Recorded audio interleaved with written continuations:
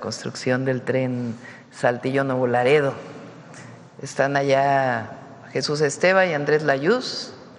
Entonces, si me ayudan, hacemos primero el enlace y luego, siéntense por favor, y luego vamos ya al informe de seguridad. Adelante.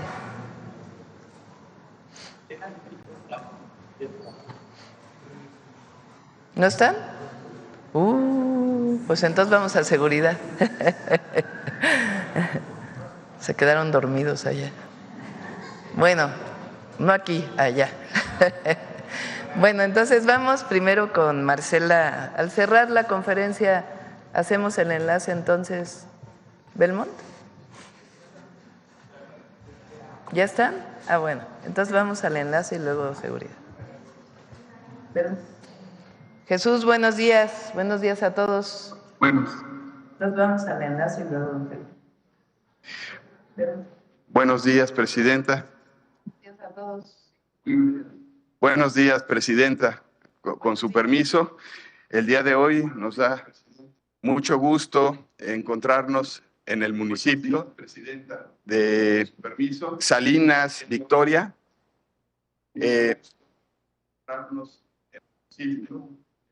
Y estamos con el gobernador de Nuevo León, con el presidente municipal de Salinas, Victoria, con el maestro Andrés Layuz y con el ingeniero Ricardo Ibarra de la empresa Ingenieros Civiles Asociados. El día de hoy, pues estamos dando cumplimiento a el compromiso de la construcción del tren del norte que viene hacia de México hasta Nuevo Laredo, son 1,200 kilómetros, y el día de hoy estaremos dando banderazo a el tramo que va de Saltillo a Nuevo Laredo, que son 396 kilómetros. Y aquí cedo la palabra al gobernador de Nuevo León y posteriormente al maestro Andrés Layuz. Muy buenos días, un fuerte abrazo, Presidenta Claudia Sheinbaum, desde Salinas, Victoria, Nuevo León. Muy contentos, muy agradecidos aquí al secretario de Comunicaciones, al maestro Layuz y a todo México decirles que este tren del norte nos trae mucho entusiasmo. Es un tren que se había esperado por mucho tiempo. Hoy damos el banderazo y me da mucho gusto que hayamos iniciado con el tramo que va de Saltillo a la ciudad de Monterrey y de Ciudad de Monterrey a Nuevo Laredo. Cuente con todo el apoyo de la gente de Nuevo León. Este proyecto va a traer muchísimo empleo, muchísima derrama. Vamos a estar trabajando en conjunto porque además va a colindar con proyectos de infraestructura muy importantes del Estado como la línea 4 y 6, y todo este transporte de pasajeros va sin duda a beneficiar la movilidad del Estado de Nuevo León. Muchas gracias por este gran proyecto. Arranca el tren del norte y le doy la palabra al maestro Layuz, quien va a dar los pormenores. Muchas gracias. Buenos días, Presidenta. Buenos días a todos y todos, con su permiso. Voy aquí a hacer una breve explicación de en qué consiste el proyecto. Hay que recordar las características del servicio que vamos a tener en los trenes que iniciaron la construcción este año a partir del compromiso de la Presidenta de la República. Lo primero es que vamos a tener vías dedicadas. Esto quiere decir que el tren de pasajeros va a ir sobre su propia vía, con velocidades máximas de entre 160 y 200 kilómetros por hora, y que habrá estaciones principales y secundarias. Ahorita les mostraré cuáles son. Tenemos estaciones también terminales, que son estaciones más grandes, estaciones intermedias y estaciones de baja demanda en poblados más pequeños. En el caso del recorrido que va desde Saltillo hasta Nuevo Laredo, estamos dividiendo la obra en 4 tramos y estamos en este momento en Unión San Javier, que es el poblado más cercano a donde estamos físicamente, donde se inicia la obra de estos 100 kilómetros que también contienen la estación de Villa Aldama. El recorrido total desde Saltillo a Nuevo Laredo son 396 kilómetros. En unos días también ya tendremos los anuncios de inicio para el tramo Saltillo-Santa Catarina, Arroyo El Sauz, Nuevo Laredo y la zona metropolitana de Monterrey. Las características de la construcción son las siguientes. En este tramo se van a construir los 105 kilómetros de vías de pasajeras, en donde tendremos tipo de vía sencilla. Esto se debe a que tenemos un largo recorrido en una zona plana, con el derecho de vía bastante amplio. Estamos calculando un viaducto, 15 pasos vehiculares, un paso superior vehicular, 30 puentes ferroviarios y 146 obras de drenaje. Como les decía, en este tramo tenemos la estación de Villaldama y los empleos directos que ya se están generando son 4.744 directos y 14.676 indirectos. Tenemos aquí también una imagen de cómo queda la vía una vez que se construya. Como saben, estamos usando el derecho de vía existente en la mayor parte del tramo. Tenemos aquí a un lado la vía de carga que está en operación, y al lado de esa vía de carga es donde se construirá la vía de pasajeros.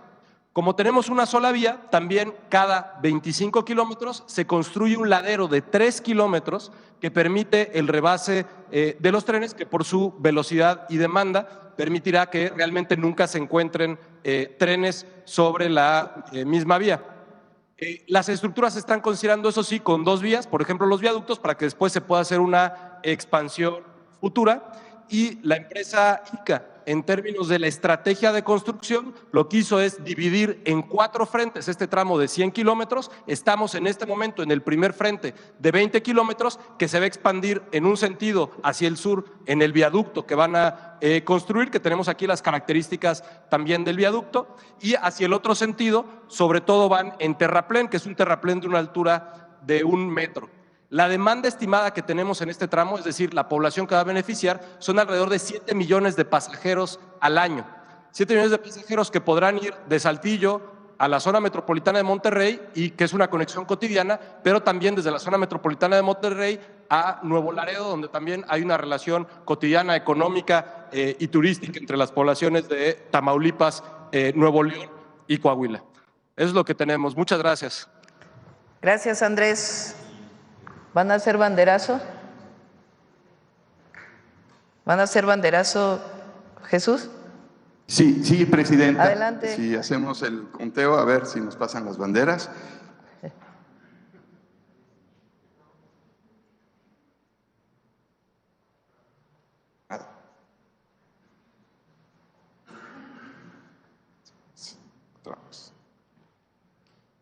Bueno, pues estamos listos. 1, 2, 3. ¡Bravo! Bravo. Bueno, el día de hoy inicia la construcción del tren en el norte de Saltillo a Nuevo Laredo. Recuerden que este es el tren que va desde Ciudad de México hasta Nuevo Laredo. Se está construyendo México-Querétaro por los ingenieros militares, por el agrupamiento Felipe Ángeles. Y el siguiente tramo es este que estamos construyendo en el norte, y el próximo año ya vamos a licitar las siguientes partes. Bueno, ahora sí vamos al tema de seguridad. Marcela.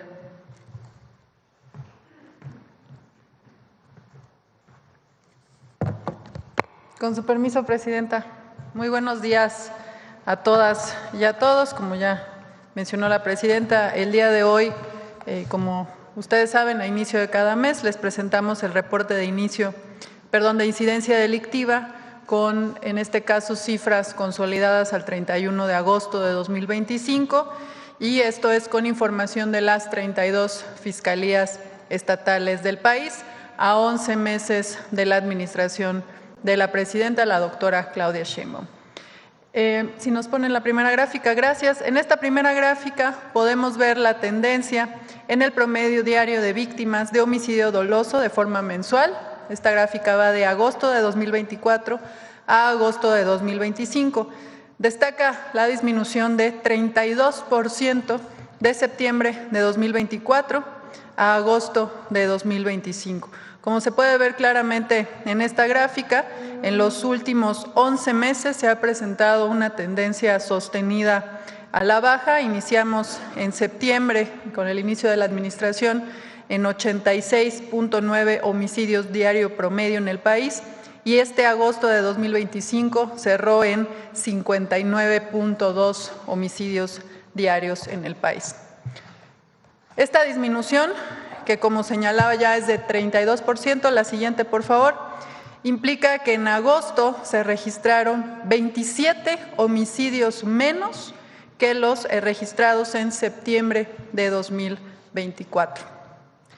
Ahora bien, si analizamos el promedio diario de homicidios durante los meses de agosto de los últimos años, la siguiente por favor, agosto de 2025, como también se ve claramente en la gráfica, todos estos las barras son los meses únicamente de agosto de los últimos 10 años. Agosto de 2025 es el más bajo precisamente desde 2015. La siguiente, por favor. En lo que respecta a la tendencia durante este 2025, en esta lámina podemos ver los promedios de homicidio, pero de forma anual. En estos primeros 8 meses del año tenemos un promedio de 68.4 homicidios diarios. Esto, si comparamos el 2018, que se registraron 100.5 homicidios diarios, es una reducción de 32% en estos 7 años. A continuación, la siguiente, pasamos a las entidades federativas. Esta gráfica nos señala los homicidios dolosos a nivel nacional, pero la distribución a nivel estatal de enero a agosto del presente año. Como ha ocurrido en los últimos meses, identificamos que 7 estados concentran prácticamente la mitad, en este caso 51% del total de los homicidios dolosos del país. En este caso, en estos primeros 8 meses del año, el primer lugar lo ocupa Guanajuato, con 11.6% del total a nivel nacional. El segundo lugar está Chihuahua, que representa 7.3% del total nacional. Tercer lugar, Baja California, con 7.1%. En cuarto lugar está Sinaloa, también con 7.1%. Quinto lugar, Estado de México, con 6.6%. Le sigue Guerrero, con 5.9%. Y en séptimo lugar está Michoacán, con 5.5% del total nacional. Ahora, en la siguiente gráfica podemos ver esta misma distribución, pero únicamente del mes de agosto de 2025. En este caso, también 7 estados concentran el 49% del total de los homicidios. Encabeza la lista Guanajuato, con 9.4% del total. Le sigue Chihuahua, con 7.4%. Y en tercer lugar, Baja California, con 7.1%. Ahora, si observamos el promedio diario de homicidios dolosos por entidad federativa de septiembre, la siguiente por favor, de septiembre contra agosto de 2025, observamos que 28 entidades federativas disminuyeron en su promedio diario de homicidios dolosos. Destacan 6 estados en donde se registró una disminución de más del 50% en el promedio de homicidios. Está Zacatecas con menos 82%, San Luis Potosí con menos 71%, Quintana Roo con menos 67%, Nuevo León menos 63%, Querétaro con menos 61% y Tlaxcala con menos 57%. Ahora veremos puntualmente algunos estados, sobre todo estados que en un inicio de la administración concentraban la mayor cantidad de homicidios, para ver sus tendencias en los últimos meses. Iniciamos con Guanajuato. La siguiente, gracias. Vemos, como ustedes saben, durante los primeros meses de la administración se registró un incremento entre septiembre y febrero. Sin embargo, después de detenciones importantes de generadores de violencia realizadas por el Gabinete de Seguridad, en marzo pasado, los homicidios han presentado una disminución en estos meses del 56.1%, pasando de 12.7 homicidios diarios en febrero a 5.58 en este agosto que acaba de concluir. En la siguiente, por favor, este es el estado de Baja California. Se muestra también una tendencia, como pueden ver, sostenida a la baja. En este caso, la disminución es de 41.2% en el número de homicidios diarios promedio, mientras que en septiembre de 2024 se registraron 7.13 homicidios diarios en promedio. En agosto esta cifra fue de 4.1. En la siguiente gráfica, por favor, podemos ver el comportamiento de este delito en el Estado de México. También toda la línea de agosto de 2024 a agosto de 2025. Si comparamos el inicio de la administración contra agosto que acaba de concluir, hubo una disminución de 41.2%. Se pasó de 6.63 homicidios en septiembre del año pasado a 3.9 homicidios promedio en agosto de 2025. La siguiente gráfica muestra, en este caso, la evolución que ha tenido este delito en el estado de Sinaloa, como es de todos conocidos. En septiembre de 2024 hubo un incremento significativo en el número de homicidios dolosos. Sin embargo, desde entonces, podemos ver que desde junio hay una tendencia de 2 meses con reducción, que es de 44.4%. De hecho, destaca que este agosto, que cerró con un promedio de 3.84 homicidios diario promedio, es el más bajo desde septiembre del año pasado. Por otro lado, la siguiente, por favor.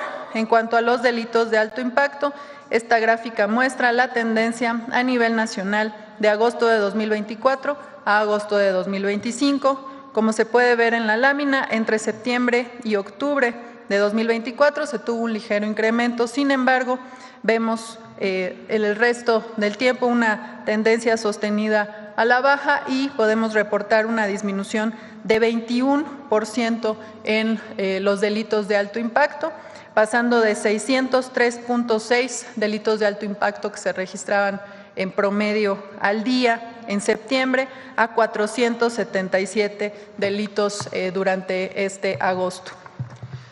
Además de todo el periodo analizado, también señalar que agosto es el mes más bajo de estos 11 meses.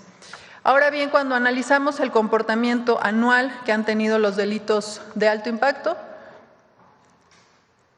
también se observa una tendencia a la baja. Si comparamos los últimos 8 años, podemos ver en la lámina que en 2018 el promedio diario de delitos era de 969.4, mientras que en agosto de 2025, el promedio de este 2025, es de 527.8, lo cual representa una disminución de 45.6%.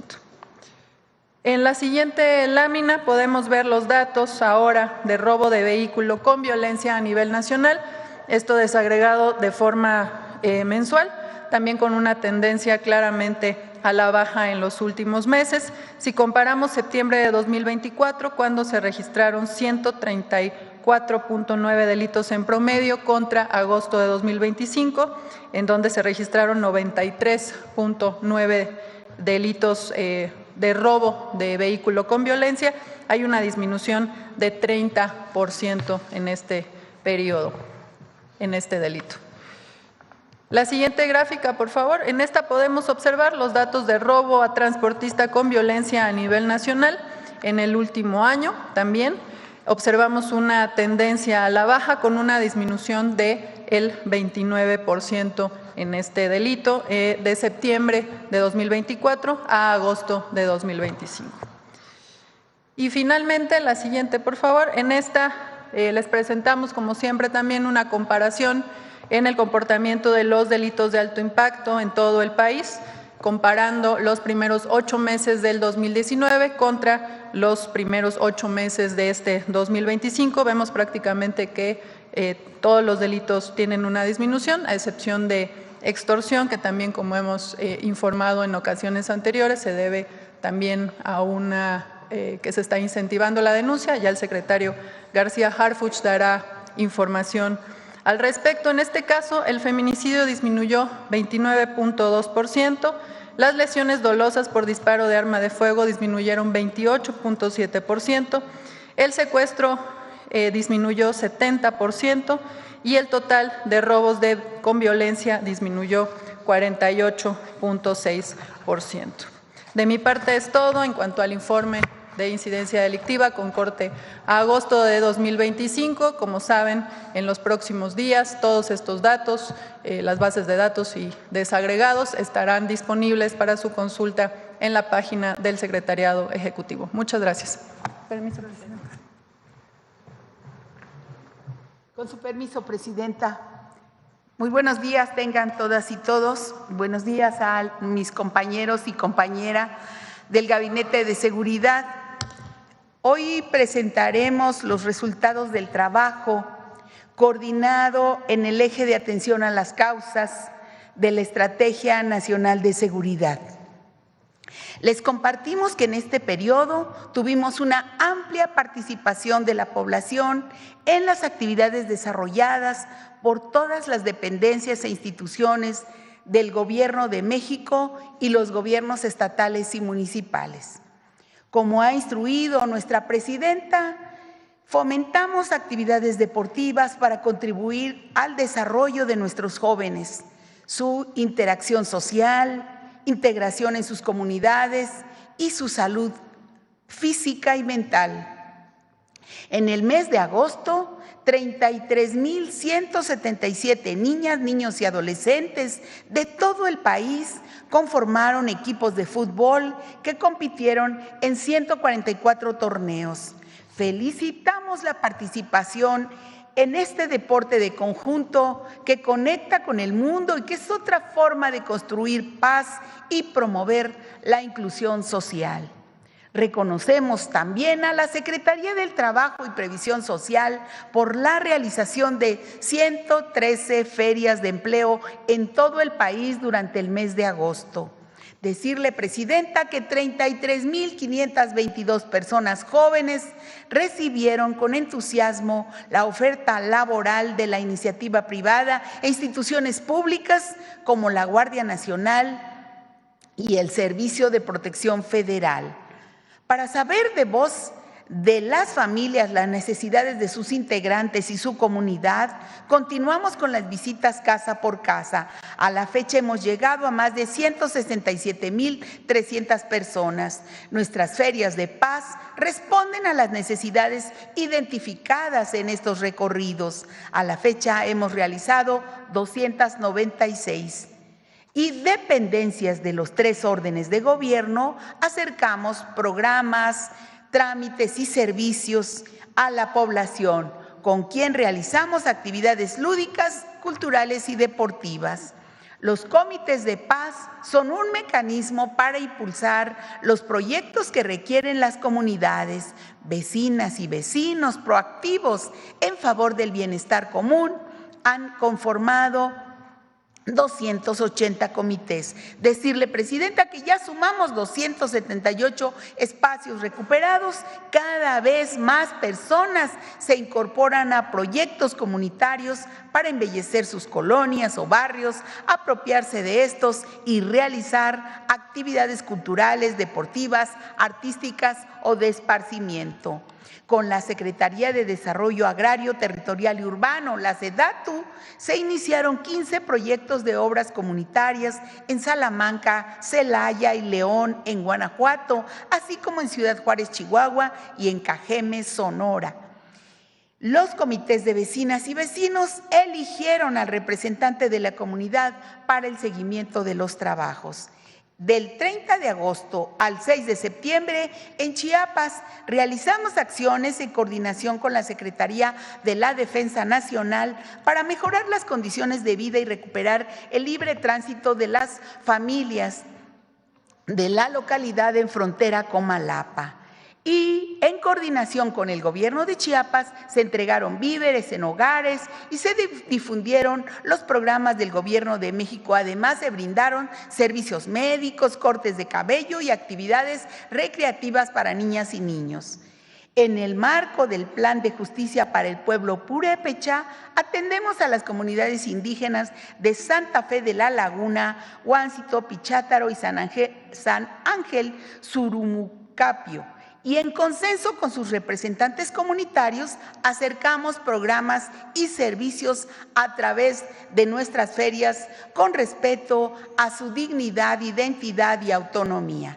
Y con la convicción de que las causas que originan la violencia se atienden en el territorio, las 32 mesas de paz estatales y 266 regionales continúan el trabajo permanente en las comunidades a través de 4.959 jornadas por la paz. Impulsamos actividades deportivas, ferias de salud para mujeres y personas mayores, reforestación de áreas verdes, pláticas por la paz y contra las adicciones. Y en coordinación con la Secretaría de Hacienda, la Secretaría de la Defensa Nacional, la Secretaría del Buen Gobierno, la Secretaría de Bienestar, Aduanas, el INDEP, el SAT y Guardia Nacional, así como en autoridades estatales y municipales, seguimos visitando las comunidades más pobres y alejadas con el Tianguis del Bienestar. Entregamos a la población enseres domésticos, telas, ropa, artículos de primera necesidad, nuevos, gratuitos, que fueron decomisados en aduanas. Y del 25 al 30 de agosto visitamos los municipios General Heliodoro Castillo y Quelchultenango en la montaña de Guerrero. Con este programa se han beneficiado a más de 48,000 familias de 19 municipios y en los estados de Guerrero y Oaxaca, devolviendo lo que por derecho les corresponde.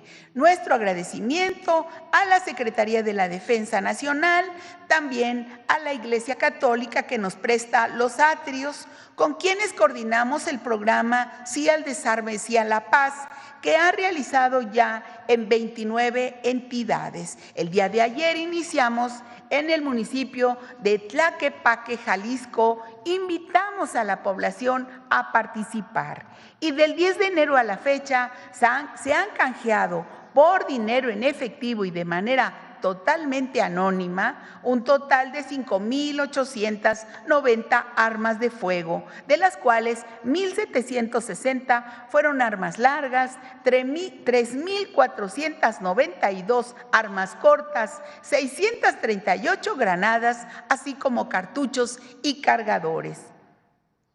También promovemos la cultura de paz y la resolución de conflictos a través del diálogo entre niñas, niños y adolescentes con el intercambio de juguetes bélicos por juguetes educativos. A la fecha hemos canjeado más de 5,000 objetos. Con los esfuerzos coordinados de las dependencias de los 3 órdenes de gobierno, ha sido posible brindar 3,454,000 atenciones a 2,240,000 personas. Nuestro agradecimiento a todas las secretarías, dependencias federales, estatales y municipales por su contribución. Y como lo ha señalado nuestra presidenta, vamos bien y vamos a ir mejor. Seguiremos trabajando en beneficio de todas y todos. Muchas gracias por su atención y gracias que nos permiten servirles. Gracias.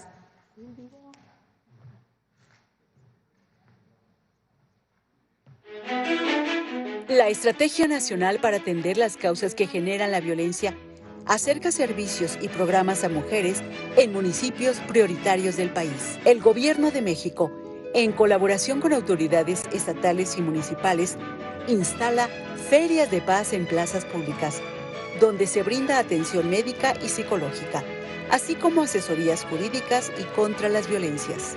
Está súper bien que hagan este tipo de programas o ayudan mucho a la comunidad y pues está muy bien, la verdad. Con anticipación, servidores públicos invitan a la población, casa por casa, para que acudan a las ferias. Bajo la coordinación de la Secretaría de Gobernación, 37 dependencias federales informan sobre programas de bienestar, educación, fomento y capacitación para el empleo a mujeres y hombres. También se promueve una sana convivencia entre los habitantes de las comunidades a través de activaciones físicas, pláticas para una vida libre de adicciones, eventos culturales, lúdicos y literarios, así como torneos deportivos. Como parte de la estrategia, se desarrollan jornadas por la paz, en donde se imparten pláticas y talleres, entre otras actividades. La ciudadanía, junto con autoridades, se reúnen en comités de paz y asambleas vecinales para acordar obras de mejoramiento urbano, entre estas, senderos de paz. Muy bien, porque este parque estaba muy abandonado y ahorita este parque ya quedó limpio. Sí, que sigan impartiendo estos programas porque es para la mejoría de toda nuestra comunidad. Con Sí al Desarme, Sí a la Paz, se colocan carpas en atrios de iglesias para el intercambio voluntario y anónimo de armas de fuego a cambio de dinero en efectivo. Y los niños y las niñas canjean juguetes bélicos por educativos. Por eso, atender las causas es hablar de derechos para todas y todos, con énfasis en la justicia para las mujeres.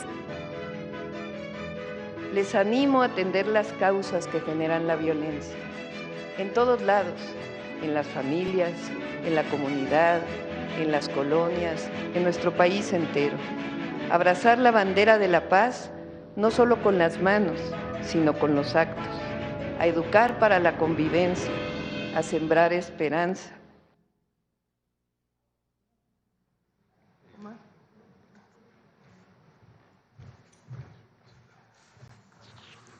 Muy buenos días, con su permiso, señora presidenta. Vamos a informar los avances de la Estrategia Nacional de Seguridad a 11 meses del gobierno de la presidenta Claudia Sheinbaum. En esta administración, la presidenta ha impulsado acciones para mejorar la coordinación entre las instituciones que conforman el Gabinete de Seguridad y los estados de la República, con el fin de ser más eficientes, reducir la criminalidad y combatir la impunidad. El trabajo conjunto de la Secretaría de la Defensa Nacional, de la Secretaría de Marina, la Secretaría de Seguridad y Protección Ciudadana, Fiscalía General de la República, Secretaría de Gobernación, Guardia Nacional y el Centro Nacional de Inteligencia han permitido desarticular redes criminales, detener objetivos prioritarios, ejecutar órdenes judiciales, además de afectar las estructuras financieras de grupos delictivos con los aseguramientos realizados. En las últimas 2 semanas se han detenido a 1,600 personas por delitos de alto impacto. Se aseguraron 552 armas de fuego y más de 5 toneladas de drogas. Se inhabilitaron 53 laboratorios para la producción de metanfetaminas. Asimismo, del 1 de octubre del 2024 al 8 de septiembre del 2025, más de 32,400 personas han sido detenidas por delitos de alto impacto. Más de 16,000 armas de fuego y 245 toneladas de droga, entre ellas más de 3,600,000 pastillas de fentanilo. En 22 estados de la República, el Ejército y la Marina han inhabilitado 1,400 laboratorios dedicados a la producción de metanfetamina. Con esto se ha evitado que millones de dosis de droga lleguen a las calles y que cientos de millones de pesos lleguen al crimen organizado. Con esto se detiene el ingreso para evitar la corrupción, la compra de más armas e impedir el reclutamiento de jóvenes. En lo que va de la administración, se han asegurado también alrededor de 47 toneladas de cocaína en alto mar por parte de la Secretaría de Marina. Estas acciones han tenido un efecto directo en la reducción de la violencia, reflejado en un descenso del 32% en los homicidios dolosos, como ya lo dijo la maestra Marcela Figueroa. En los últimos 15 días fueron detenidos operadores de organizaciones delictivas y personas vinculadas con homicidio, tráfico de droga, extorsión, cobro de piso, corrupción y contrabando de combustible. En representación del Gabinete de Seguridad, voy a señalar algunos de los casos más relevantes de los últimos 15 días. En 2 acciones realizadas en Ciudad Juárez, Chihuahua, fueron detenidos 2 integrantes de Cártel del Pacífico con 2 kilos de fentanilo en pastillas y 1 kilo de cocaína. Además, se detuvo un hombre de nacionalidad estadounidense en posesión de 8 armas de fuego, cargadores y cientos de cartuchos, así como un vehículo.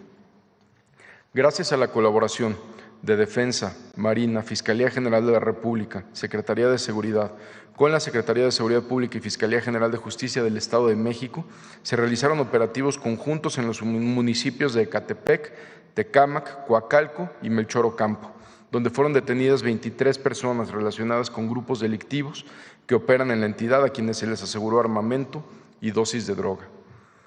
Uno de los detenidos es identificado como Rubén N., alias El Tío, principal generador de violencia en la zona. En Acapulco también se llevaron a cabo 2 operativos en coordinación con autoridades locales, donde fue detenido Gabriel N., quien cuenta con una orden de extradición al estar relacionado con un feminicidio, robo y disponer de forma indebida de recursos y valores de los clientes de las instituciones de crédito. También fue detenido René N., alias El Cubano, identificado como objetivo prioritario para la Fiscalía del Estado de Guerrero, integrante del grupo delictivo Los Rusos, relacionado con homicidios, venta de narcóticos, así como extorsiones. En San Luis Potosí fue detenido un sujeto en posesión de 395 kilos de metanfetamina, con una afectación económica a la delincuencia organizada de 107 millones de pesos. En Tabasco destaca la detención de Giovanni N., alias El Gordo, operador de esta célula delictiva llamada La Barredora, además de Narciso N., identificado como responsable de 4 homicidios ocurridos en el municipio de Centla. Durante su detención se rescataron a 7 menores de edad, a quienes había sustraído, los cuales hoy se encuentran a salvo. Resultado del reforzamiento a la seguridad en el estado de Sinaloa, en el último mes fueron detenidas 95 personas, 292 armas de fuego, 109,000 cartuchos y más de 27 toneladas de droga, entre ellas 72 kilos y cerca de 83,000 pastillas de fentanilo. También se desmantelaron en Sinaloa 8 laboratorios para la elaboración de metanfetaminas. Entre las acciones realizadas en los últimos 15 días en esta entidad, destacan 2 operativos a cargo del Ejército y de Guardia Nacional en Culiacán, donde fueron detenidas 8 personas responsables de una agresión a las autoridades, entre ellas Leonel N., a quienes se le relaciona con un grupo delictivo. En estas acciones se aseguraron 40 armas largas, incluyendo un fusil Barrett y una ametralladora, más de 2,000 cartuchos, equipo táctico, cargadores, 150 kilos de metanfetamina y 80 litros de metanfetamina líquida. En operativos realizados en Mazatlán y Culiacán, fueron también detenidas otras 12 personas vinculadas con diferentes facciones en disputa en la entidad. Se aseguraron también 12 armas largas, 5 armas cortas, cargadores y cartuchos. Como parte de la política de cero tolerancia a la corrupción instruida por la presidenta Claudia Sheinbaum y resultado de trabajos de investigación del Gabinete de Seguridad, tras el aseguramiento de 10 millones de litros de diésel en Tampico, Tamaulipas, en el mes de marzo, fueron detenidas en la Ciudad de México, Nuevo León, Tamaulipas y Veracruz 15 personas, entre las que se encontraban empresarios y algunos servidores públicos relacionadas con el mercado ilícito de combustible, como se informó el domingo en conferencia de prensa. La investigación sigue en curso para detener a todos los involucrados en este delito y no habrá impunidad. Reconocemos el trabajo comprometido que ha realizado por muchos años los hombres y las mujeres de la Secretaría de Marina para brindar seguridad a nuestro país y reiteramos que el actuar aislado de unos cuantos no representa el actuar de la institución, como los mismos resultados antes mencionados lo reflejan. Asimismo, como parte de las acciones para combatir el robo de hidrocarburo, se realizaron cateos y despliegues operativos en los últimos 15 días en Querétaro, Sonora y Tabasco, donde se aseguraron 441,000 litros de hidrocarburo, así como 21 tractocamiones, 7 vehículos, 3 autotanques, 8 cisternas, 15 bombas y un montacargas, además de la detención de personas vinculadas con estos hechos. El 6 de julio, por instrucciones de la presidenta Claudia Sheinbaum, se implementó la Estrategia Nacional contra la Extorsión. Se recibieron 43,682 llamadas de extorsión al número telefónico 089. El 72%, es decir, 31,411 llamadas, fueron extorsiones no consumadas, gracias al acompañamiento en tiempo real de los operadores. 8,000 fueron denuncias de números que intentaron extorsionar y el 10%, es decir, 4,263 llamadas, fueron para reportar extorsiones consumadas, que aportaron datos suficientes para iniciar una carpeta de investigación. Gracias a la población que confió en realizar su denuncia en el 089, se iniciaron 1,436 carpetas de investigación por las fiscalías en los estados. La coordinación entre las autoridades del Gabinete de Seguridad y los estados de la República ha permitido detener a 239 personas por el delito de extorsión en 19 entidades federativas, en el periodo del 6 de julio al 3 de septiembre. Entre las acciones más recientes en estos 15 días relacionadas con este delito, destacan las siguientes. En Acapulco, Guerrero, personal de la Secretaría de Seguridad y la Secretaría de Seguridad y Protección Ciudadana detuvo a 2 personas vinculadas con homicidio y cobro de piso a comerciantes. En Chalco, Estado de México, elementos del Ejército localizaron a un menor de edad que fue víctima de secuestro virtual y evitaron que se realizara el pago por el presunto secuestro. En Puebla, elementos de la Fiscalía General de la República detuvieron a Julio N., líder de una célula delictiva relacionada con extorsiones, agresiones armadas, ejecuciones, narcomenudeo y colocación de mantas para intimidar a integrantes de grupos rivales. Muchas gracias. Con su permiso.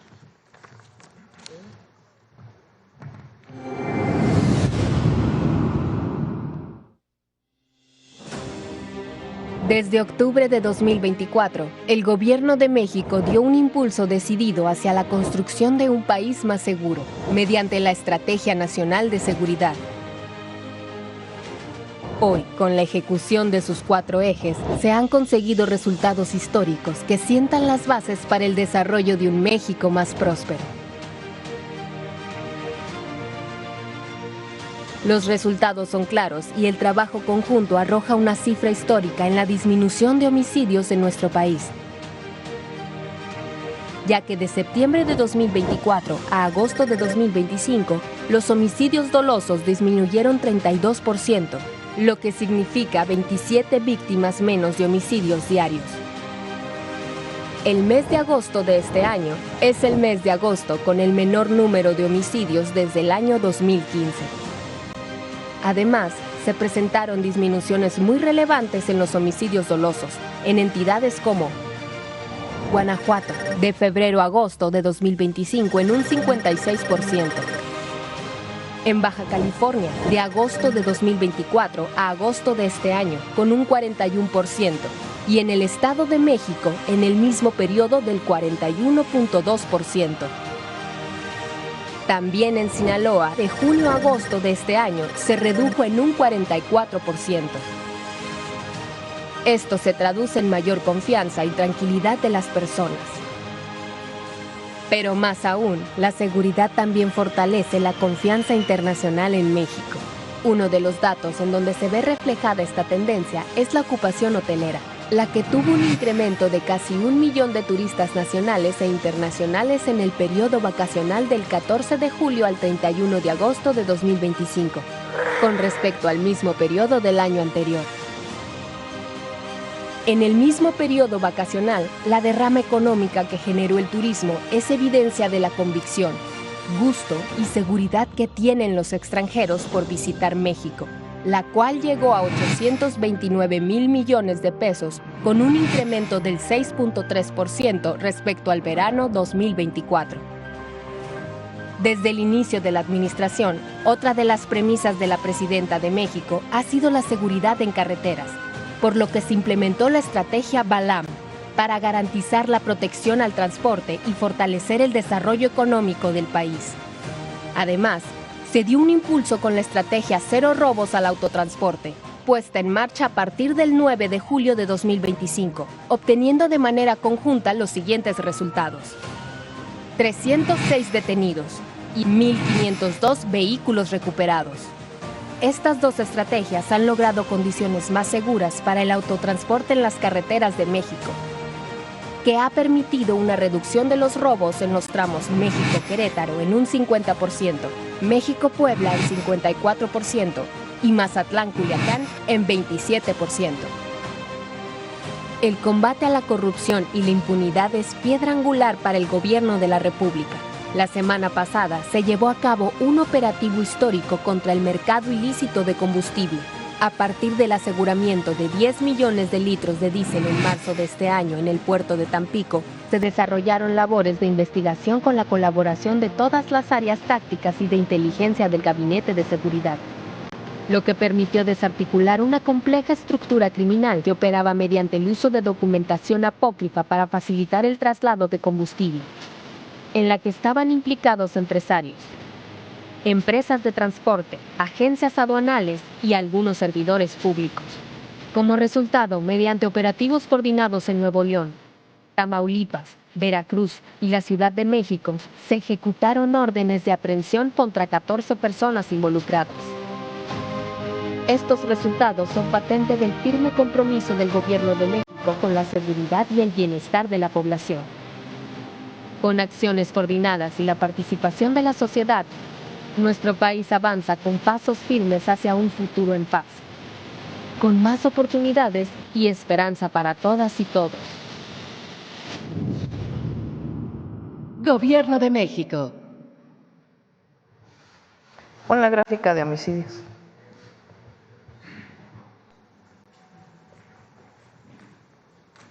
De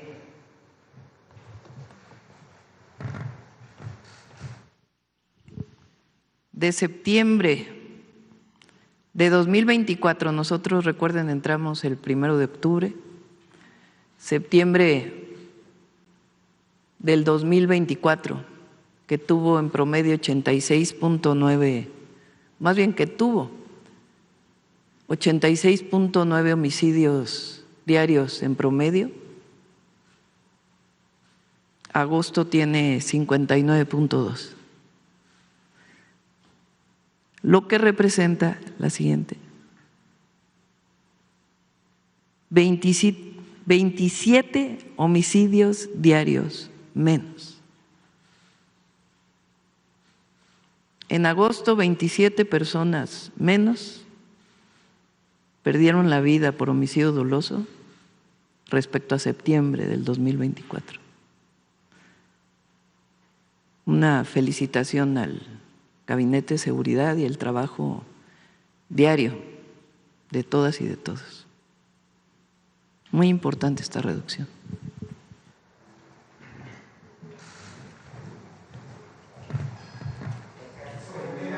Adelante, vamos. A ver, ayer te quedaste, Arturo. Gracias, presidenta. Arturo Páramo, Grupo Imagen. Quisiera preguntar acerca de lo que sucedió ayer con el suicidio, al parecer, de un integrante de la Marina involucrado con el caso del huachicoleo que se dio a conocer el fin de semana. No sé si el señor fiscal ya tenga algún conocimiento de este caso, nos puede hacer algún comentario acerca de lo que, no sé, de las primeras indagatorias de este caso, y también pues insistir lo que desde el domingo se ha dicho, de que desde la administración pasada se tenían ya indicios, datos, pruebas de este caso y se tardaron más de 2 años, aproximadamente 2 años, en dar los resultados que se anunciaron el fin de semana pasado. Si nos pudiera comentar, fiscal, ayer la presidenta nos decía que tenía que estar bien fincadas las denuncias, las pruebas, para que no hubiera ningún pues obstáculo para obtener las órdenes de aprehensión y poder hacer las detenciones. Si nos puede comentar cómo fue todo este proceso durante este tiempo. Bueno, antes de darle la palabra al fiscal, sí.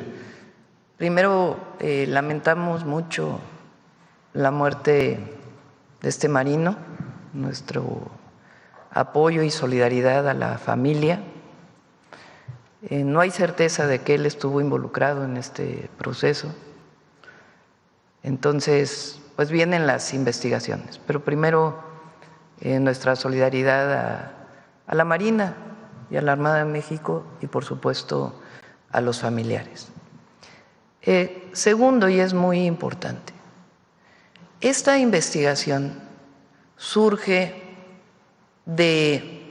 además de las denuncias que había antes, que ahora nos puede comentar el fiscal, de que se encontró un buque. ¿En qué mes fue, Omar? En marzo. En Altamira, ¿no? En Tampico. Un buque, ayer lo expliqué, que presuntamente, digo presuntamente porque eso es lo que decían los papeles, venía con un compuesto químico que tenía un permiso temporal de importación. Cuando se hace el análisis de lo que tiene el buque, se encuentra que es diésel. Y de ahí se da seguimiento al propio buque, a las pipas que cargaron, a dónde fueron almacenadas, y de ahí viene esta investigación que llega a los 14 detenidos y sigue la investigación, así como otros casos que hemos encontrado ya en nuestra administración de combustible que estaba entrando por fronteras que supuestamente traía otro químico o otra sustancia, pero que en realidad era combustible. Eso por un lado, y de ahí las investigaciones y el fiscal puede comentar más. Entonces fue en marzo que se encuentra este buque y de ahí vienen todas las investigaciones. Algo muy importante que ayer no comenté: la Marina Armada en México es una gran institución. Las Fuerzas Armadas son grandes instituciones del Estado mexicano y la Marina es una gran institución reconocida por el pueblo de México como la que tiene mayor reconocimiento, muy cerca la Secretaría de la Defensa Nacional. El que haya 1, 2 o 3 elementos que hayan estado involucrados en un lamentable hecho como este, habla bien de la institución, que la propia institución haya participado en la investigación, colaborando con la Fiscalía para llegar a las últimas consecuencias. Y sigue la investigación. Esto es muy importante, muy importante. Primero porque habla de la integridad del almirante Morales y su trabajo. Segundo, porque nosotros no acusamos a nadie que no esté dentro de las líneas de investigación, sino sencillamente donde hay pruebas. Y tercero, aunque es un hecho lamentable, fortalece a la institución. Fortalece a la institución, a la Marina. Eso no lo comenté ayer, pero es algo muy importante, porque cero impunidad a la corrupción y a los delitos, pues tiene que ver con esto, con que ahí donde se encuentra que hay un problema, ahí se actúa. Entonces, mi reconocimiento a toda la Marina, a la Secretaría de Marina, a la Armada de México, por supuesto, a las Fuerzas Armadas, y este caso pues muestra de elementos que se corrompieron y que una vez que se descubre a partir de las investigaciones que hay que estaban involucrados, se actúa con cero impunidad. Esto es fundamental en nuestro país y también el reconocimiento a todas y todos los que conforman la Secretaría de Marina. Adelante, fiscal. Buenos días.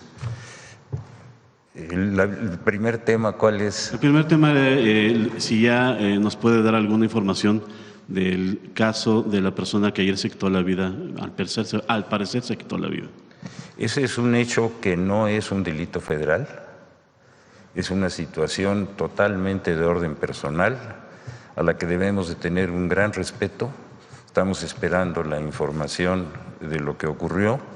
Debo decirle que esa persona no estaba vinculada con ninguno de los casos que estamos llevando. Entonces es un asunto de otra naturaleza. La segunda, insistir un poco en lo de que ya adelantaba el domingo. Desde el momento en que se dieron los primeros indicios, las primeras pruebas por parte de la Secretaría de Marina en la administración anterior, hasta el momento en que se anuncian las detenciones, ¿cuál fue el proceso? Para los que tal vez no somos doctos en esto, pareciera mucho tiempo. Ayer la presidenta comentaba que se tiene que afincar perfectamente las investigaciones para que no haya ningún problema al momento de solicitar las órdenes de aprehensión, judicializar el caso y esto.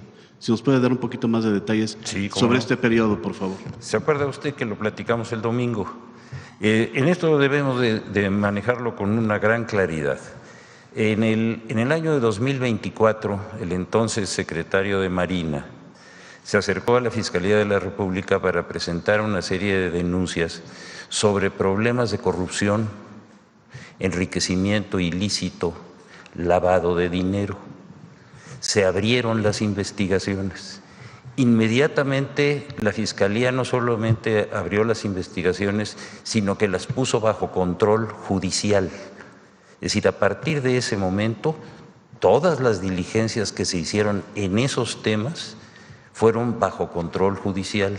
Se le dio, porque era el tipo de delitos, inmediatamente vista a la UIF, al SAT, a Hacienda, y se empezó a armar toda una investigación sobre ese tipo de delitos.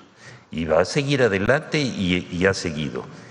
Coincidentemente con eso, en el mes de marzo, se llevaron a cabo 2 acciones en las que estuvo fundamentalmente la Secretaría de Seguridad y la Fiscalía, tanto en Ensenada como en Altamira, donde se encontraron depósitos enormes de combustible que no habían sido declarados.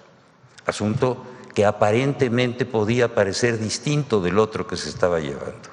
Cuando juntamos toda la información, se dio el vínculo. Y al darse ese vínculo, nosotros de inmediato fuimos ante los jueces y les pedimos las órdenes de aprehensión. Las órdenes de aprehensión se dieron no solamente por todo lo que habíamos investigado en materia de corrupción, sino por estos hechos nuevos que estaban vinculados. De esa manera se obtuvieron las primeras órdenes. Todas esas personas, ya prácticamente salvo 2 que estaban fuera del país, están detenidos y hoy en la madrugada nos dieron la vinculación a proceso de todos ellos. Yo creo que con esto queda suficientemente claro. Los 14 entonces. Sí, señor. Muchísimas gracias. A usted, señor.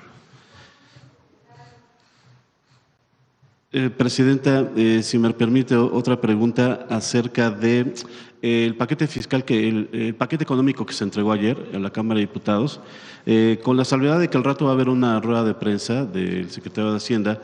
Si nos pudiese comentar, estos incrementos a impuestos a refrescos, tabaco, videojuegos, ¿es parte de la estrategia que se tiene para tener mayor recaudación, Presidenta? Es de salud. En el caso de bebidas azucaradas y tiene que ver, todos los fondos que se recauden van directamente a un fondo de salud y tiene que ver con lo que hemos estado hablando aquí del daño que provocan las bebidas azucaradas. Es una decisión no recaudatoria, sino que tiene que ver con la salud de las y los mexicanos. Va a venir el jueves, yo creo, la Secretaría de Salud. Van a dar mucha información, todavía más, de las bebidas azucaradas y la recaudación relacionada con eso va directo a un fondo de salud para atender todas las enfermedades o padecimientos que están vinculados con el exceso de consumo de bebidas azucaradas. ¿El tabaco? Igual. Es lo mismo, es lo mismo. ¿Videojuegos? Tiene que ver con temas de seguridad. Ok, gracias. Y ya vamos a hablar en algún momento de videojuegos y evidentemente no vamos a entrar a un tema de prohibición, pero sí de la atención que deben prestar padres y madres de familia al uso de los videojuegos y qué tipo de videojuegos, cómo se usan en línea, en fin, estamos trabajando sobre ello y en una de las reuniones o de uno de los informes de seguridad vamos a hablar de ello. Gracias. Por último, de mi parte, hay un tema que pues creo que todos hemos visto, los que acudimos aquí al centro histórico. Es el desbordamiento del comercio, Presidenta. En los últimos días, sobre todo en el Zócalo, en el mismo Zócalo, en las calles que tenemos aquí a los lados, la calle Peatonal Madero, todas las calles del centro histórico han tenido un fenómeno de incremento del comercio informal. Parecería un tema local que podría tratarse en el edificio de enfrente, pero usted lo conoce muy bien. El centro histórico es una zona patrimonial declarada por la UNESCO junto con Xochimilco como Patrimonio de la Humanidad. Esa declaratoria está sujeta al cuidado de esta zona patrimonial. En un trabajo que hicimos en imagen en Excelsior, van 14,000 los comerciantes que se estima que están en el centro histórico. ¿Qué se puede hacer, Presidenta, para que pues, esta zona que es patrimonial se siga conservando, se respete el derecho al trabajo de la gente, pero que todos estos espacios que hemos visto que están invadidos puedan quedar libres para lo que son, para el disfrute de la gente? Vamos a pasarle el tema a la jefa de gobierno. Le corresponde a la jefa de gobierno el cuidado del centro histórico. El comercio en vía pública pues tiene que respetar también el paseo peatonal, tiene que haber espacio para unos, para otros. Hay acuerdos que se tomaron históricamente con distintos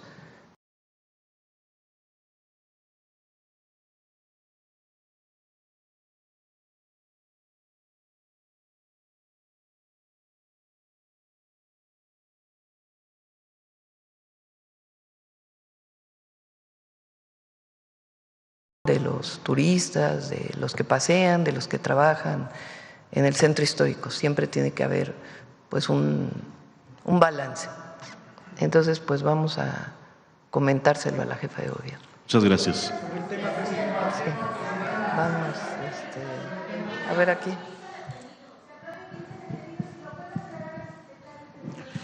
Si son 14 o 15 detenidos.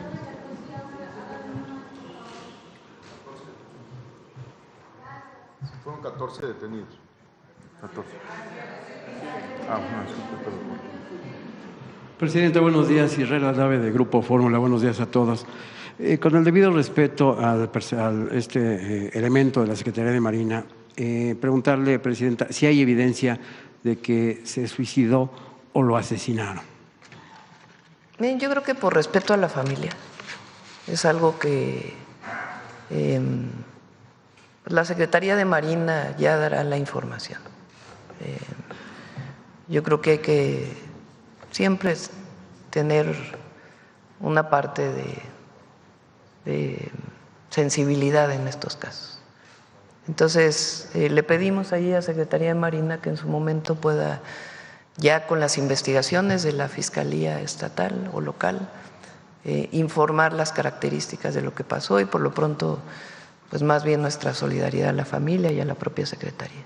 Sí, gracias, Presidenta.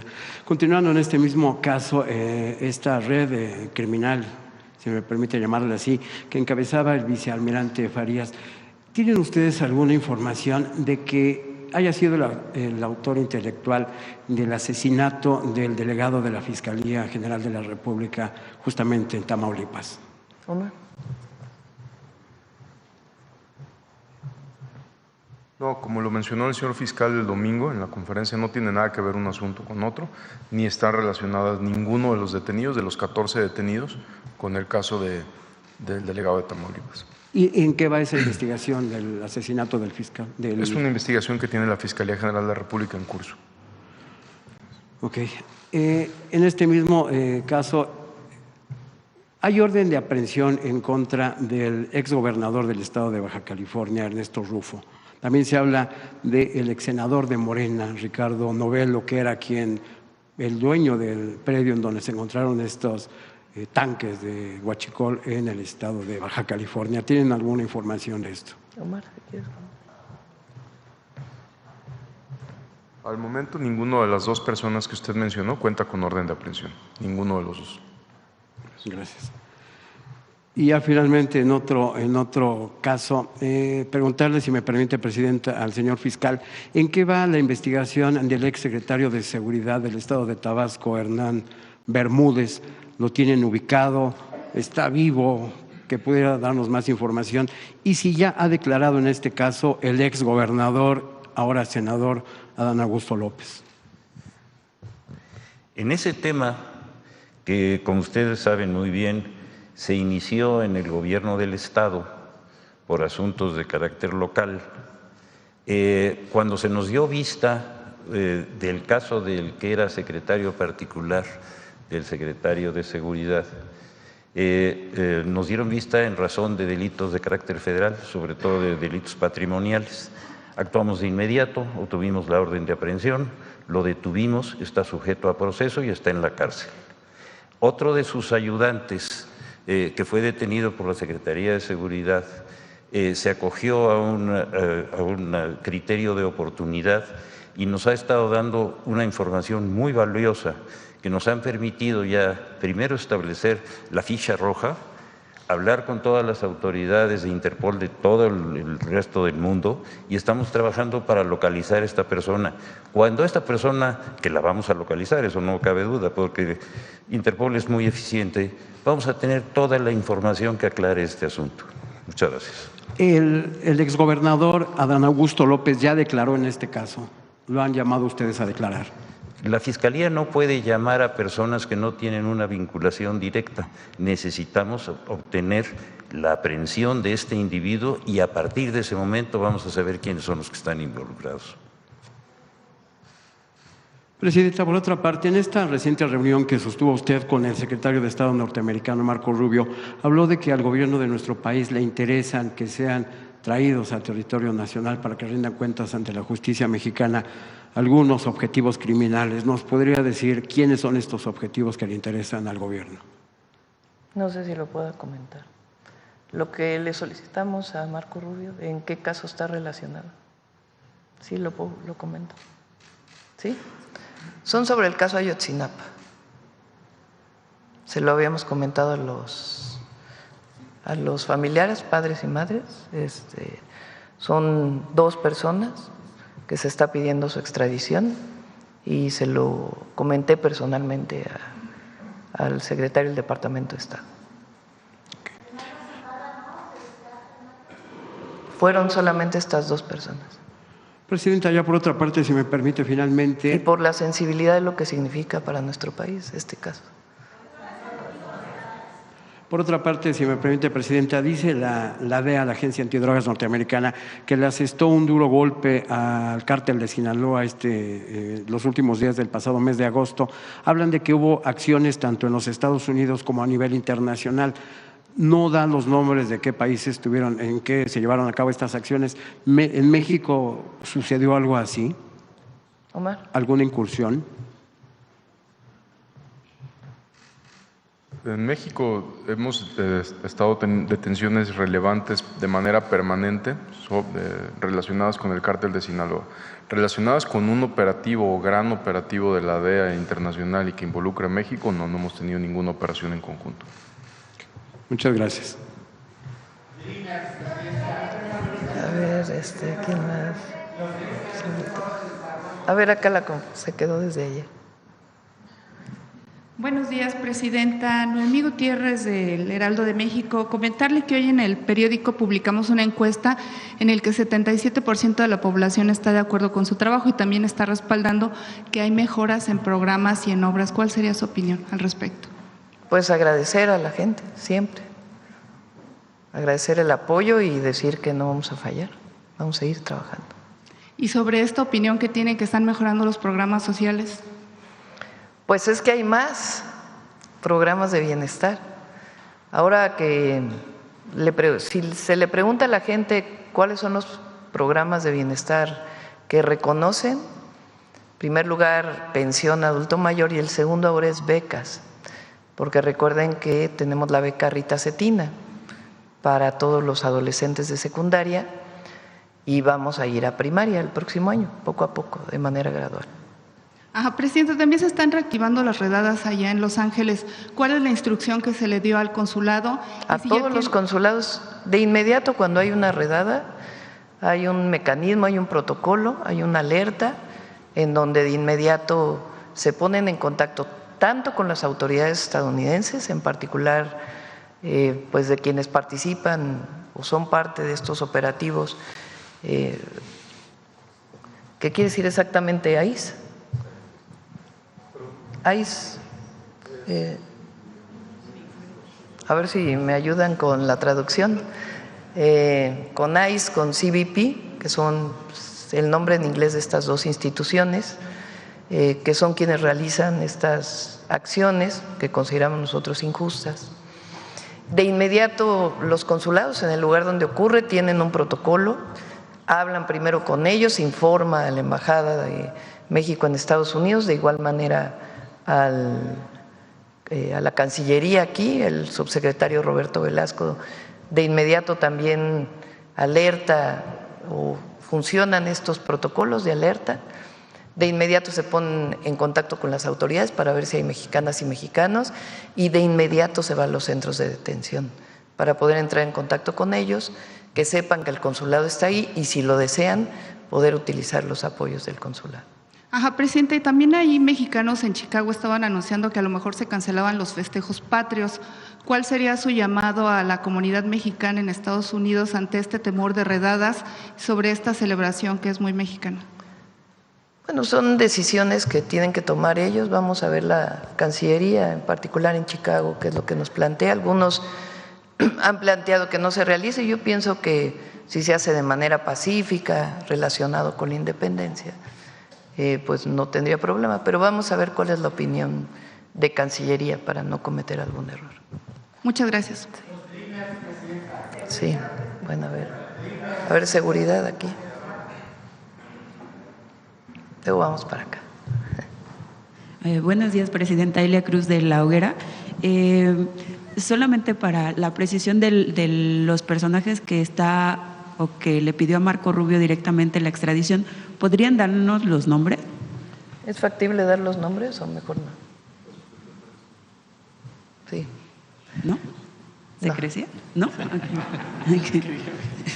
Por eso hasta pregunté si podía decir sobre qué caso se relacionaba, porque es importante por el proceso.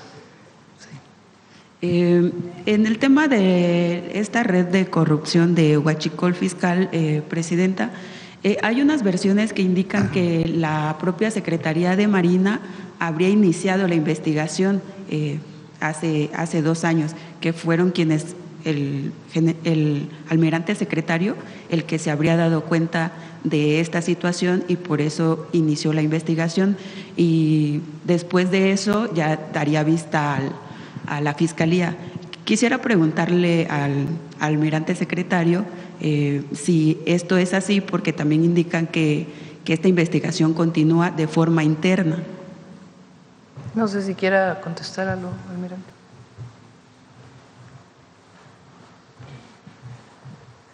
Buenos días. A nivel interno, nosotros tenemos muchos controles. Tenemos contrainteligencia, tenemos medidas de control y confianza, tenemos muchas formas de evitar que la corrupción se incruste en la institución. Por ello, el compromiso es cero tolerancia y vamos a continuar. ¿Continúa la investigación bajo su mandato? Sí, continúa. ¿Tenemos algunos datos de que nos pudiera compartir de que si esta investigación, además de los elementos que se anunciaron en la conferencia pasada del domingo, hay otros elementos involucrados? Por el momento no podemos dar información tan detallada, pero estamos colaborando con la Fiscalía General de la República. Esa investigación, nada más como un último tema con respecto a la Secretaría, ¿cuándo se empezó la investigación exactamente y cuándo se le da vista a la Fiscalía? Bueno, la Fiscalía trae la investigación desde hace más tiempo atrás y nosotros la retomamos con mayor intensidad a partir del aseguramiento del buque en marzo. Gracias. Quisiera preguntarle al fiscal si tenemos algunos elementos de la Secretaría de Marina involucrados en esta trama pues, de corrupción de Huachicol Fiscal. ¿Cómo serán procesados? ¿Por el fuero militar o por el fuero común?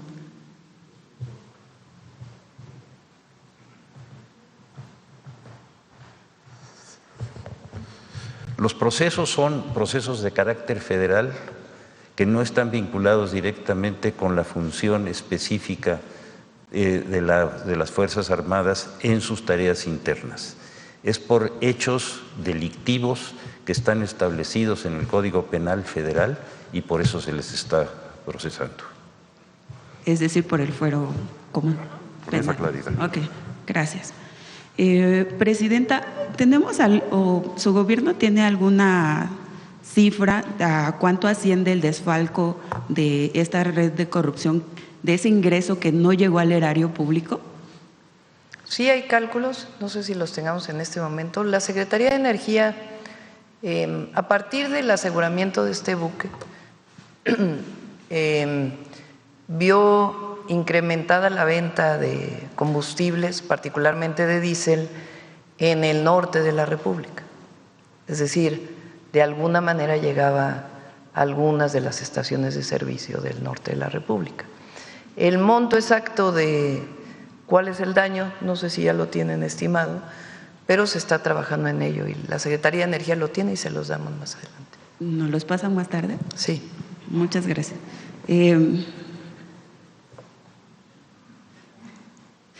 Por otra parte, Presidenta, usted la semana pasada le preguntábamos si tenían más información acerca de lo que había ocurrido con el subsecretario de Bienestar de Guerrero y nos adelantaba que sería cuando viniera el Gabinete de Seguridad que nos darían más detalles.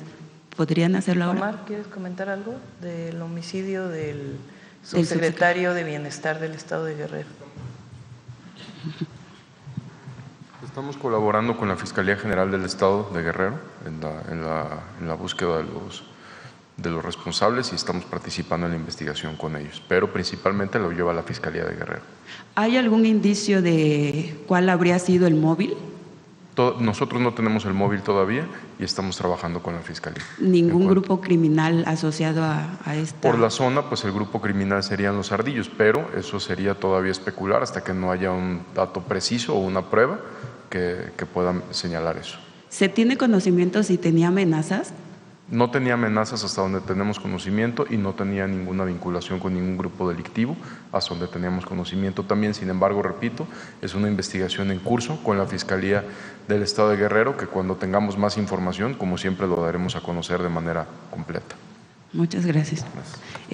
Presidenta, en otro tema, ayer el Congreso de Perú se adelantaba a que piden declarar la persona no grata por los dichos que usted ha expresado acerca del presidente, bueno, del destituido presidente Pedro Castillo, que usted le llama legítimo y ellos dicen que eso es una intromisión, una agresión a su país.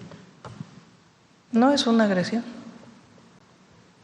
Recibí aquí al abogado del presidente Pedro Castillo, que desde nuestro punto de vista vivió un golpe de Estado y me solidaricé con él. Eso fue lo que hice. Es una política que viene desde el gobierno del presidente López Obrador, en este caso, como en el caso de Ecuador, de romper relaciones con el Ecuador por la invasión que tuvo nuestra embajada. Nosotros mantenemos el mismo criterio. Entonces, no importa. Nosotros vamos a mantener nuestra posición.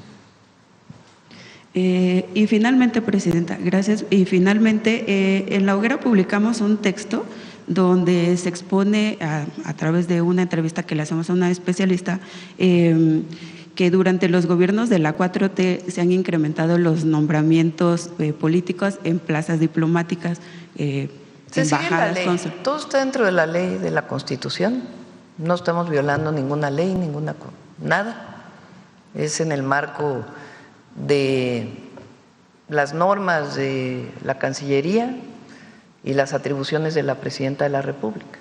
Y ahí la gran mayoría de los embajadores vienen de carrera, la gran mayoría, y hay algunos casos en donde estamos nombrando personas que consideramos idóneas para el puesto y que son aprobadas por el país primero y después por el Senado de la República.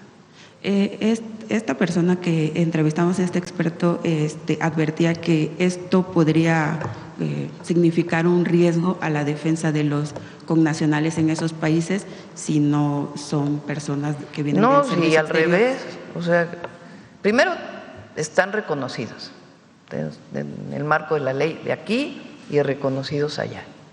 Segundo, hicimos un cambio muy importante en los consulados porque había muchos cónsules que pensaban que su trabajo era la parafernalia de la diplomacia. en un momento en donde nuestros connacionales los necesitaban. Nos reunimos, les pedimos que participaran activamente dentro del marco de la ley y del respeto a la política de Estados Unidos, pero en la defensa de las y los mexicanos allá. Y teníamos quejas y quejas y quejas. Todavía hay algunas, pero ya son menos. Entonces tomé la decisión de que fueran personas con sensibilidad, que fueran capacitadas y que tuvieran la sensibilidad con la gente. Les pedimos un día ciudadano, de tal manera que ellos mismos abrieran las puertas, atendieran de manera personal a las y los paisanos, y muchos pues no quisieron seguir esta orientación. Entonces, en el marco de la ley todo decidimos hacer estas sustituciones, pero no estamos violando ninguna ley y es para beneficio de las paisanas y los paisanos allá que están viviendo momentos difíciles. ¿Usted ha visto entonces un cambio teniendo a estos perfiles políticos? Tenemos indicadores que se revisan cada semana. Había indicadores antes, pero ahora hay una plataforma especial con los indicadores de cuánta gente se recibe. Hay personas de la agencia digital que van a los consulados a hablar con nuestros paisanos y paisanas que tienen acceso a los consulados, a preguntarles cómo los recibieron, si los están atendiendo bien. Y hay indicadores que nos están diciendo permanentemente cómo van mejorando los consulados en Estados Unidos. Gracias, Presidenta. Sí. A ver, ¿quién más? A ver, vamos acá y luego acá, que la compañera. Buenos días, Presidenta. Buenos días al Gabinete de Seguridad. Vicente Serrano, conductor de Sin Censura. Si me permite, dos temas precisamente sobre migración. Hay una deuda histórica con los braceros, Presidenta, y creo que no se ha logrado solucionar esta situación. Baldomero Capiz, que es uno de los líderes históricos, me lo comentaba hace unos días y me preguntaba si existía la posibilidad de una vez por todas ver si se les puede saldar esta deuda a los cada vez menos, porque están desafortunadamente muriendo braceros, Presidenta. Lo revisamos. Me han buscado en varios de los eventos que hemos tenido y se lo encargué a Relaciones Exteriores, a ver si Gobernación nos puede ayudar también, para ver cómo podemos ayudarles. Precisamente hace unos días en Relaciones Exteriores el canciller encabezó una conferencia, pero no se respondieron algunas de las preguntas que le he hecho aquí, Presidenta. ¿Cuántos casos se tienen documentados de abusos de derechos humanos para nuestros paisanos? Sobre todo después de esta redada que vimos en la empresa Hyundai, veíamos que las autoridades encadenaron a los detenidos. ¿Ya le informaron cuántos casos de abuso de derechos humanos existen? Y se lo pregunto porque continúa este clamor de que se haga algo contra el actuar de las autoridades de inmigración encapuchados. Ya veíamos casos también en Chicago y sigue esta tendencia de que son no identificables estos personajes. Presidenta, ¿qué le han informado? Se lo pregunté al canciller, pero creo que no ha quedado el procedimiento contundente. Es el siguiente, porque hay que, digamos, seguir las reglas internacionales. Además de todas las notas diplomáticas que podemos hacer y lo que podemos expresar en las reuniones que se tienen, si hay una violación a derechos humanos, la persona que vivió, la víctima, es quien tiene que presentar la denuncia. Se les apoya con los abogados para que sigan el caso en los Estados Unidos en donde se presenta esta denuncia. Ese es el procedimiento que se debe seguir, además de todos los procedimientos diplomáticos que existen desde Cancillería o desde los propios consulados. En estos casos, en el último caso hubo 23 mexicanos, 13 de ellos aceptaron el apoyo consular. Si ellos toman la decisión de presentar una denuncia por violación de derechos humanos, se les apoya en todo lo que se necesita. Pero tiene que ser una decisión de ellos, de presentar la denuncia, y reciben todo el apoyo consular y de contratación de el bufete de abogados especializado en estos temas. Si me permiten en otros temas, ¿percibe usted una campaña como tal para tratar de denostar a las Fuerzas Armadas, a las autoridades por el caso de Huachicol? Se lo pregunto por lo que mencionaba que son las instituciones más confiables. Se ha dicho que no por unos cuantos se puede o se debería juzgar a todos, a la institución completa, pero sí veo una intención de medios y de comentócratas, como les llama usted. ¿Cuál reflexión le podría dejar a esa gente que le sigue dando la confianza a la Marina, al Ejército, a la Guardia Nacional, Presidenta? Porque pareciera que buscan que la gente no tenga en quién confiar y la gente no puede ir por la vida sin confiar en la autoridad. ¿Qué reflexión como la guía moral y ética de este proceso de transformación dejaría, Presidenta? Primero, la oposición y algunos medios y algunos comentócratas van a criticar lo que sea y van a aprovechar cualquier situación para denostar. Pero el pueblo es muy inteligente, la gente es muy inteligente. La Secretaría de Marina y después el Ejército tienen las mayores calificaciones de reconocimiento de cualquier institución y lo van a seguir teniendo. El que se haya actuado contra un elemento o algunos elementos que cometieron estas irregularidades fortalece a la institución, la fortalece, porque hay un reconocimiento de que ahí donde hay alguien que no está cumpliendo ni con los valores militares, ni con los valores éticos ni morales, y no está cumpliendo con la ley, pues hay consecuencias. Eso fortalece a las instituciones siempre. Y la gente lo sabe. Y la gente reconoce pues que se actúe cuando se encuentra un caso de corrupción. Ahora, ayer estaba viendo las redes un ratito, porque la verdad, que en contra de la Marina son los mismos que apapachaban a García Luna, ¿no? Que en vez de decir, qué bueno que se actuó, qué bueno que la institución está actuando, qué bueno que hay un caso como este y hay actuación. No, ya es buscar denostar. Igual que a la administración pasada, al presidente López Obrador, que ese también tiene ganado el corazón del pueblo. Ese, por más que le digan lo que le quieran decir, eso no va a cambiar la opinión de la gente.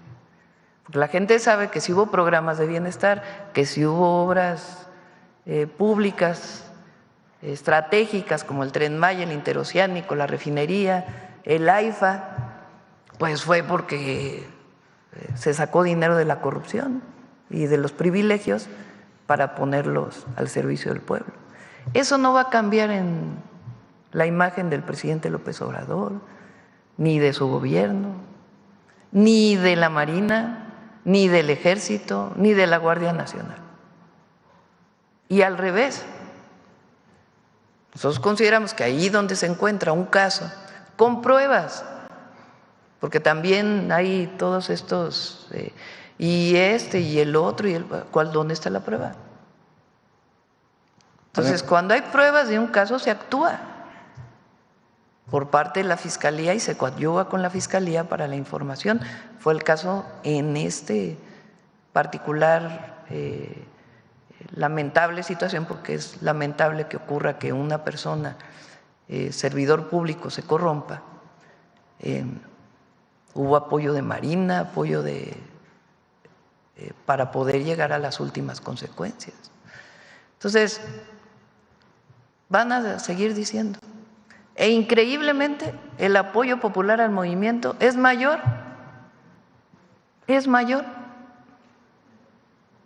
porque la gente es muy lista no se va con la finta ya de la comentocracia y los conductores que buscan denostar sin argumentos.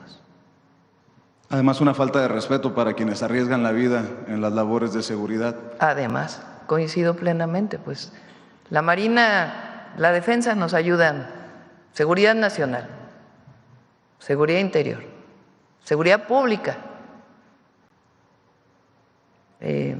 cuidado de la mar, más todas las actividades que tiene como guardia costera, digamos, la Marina.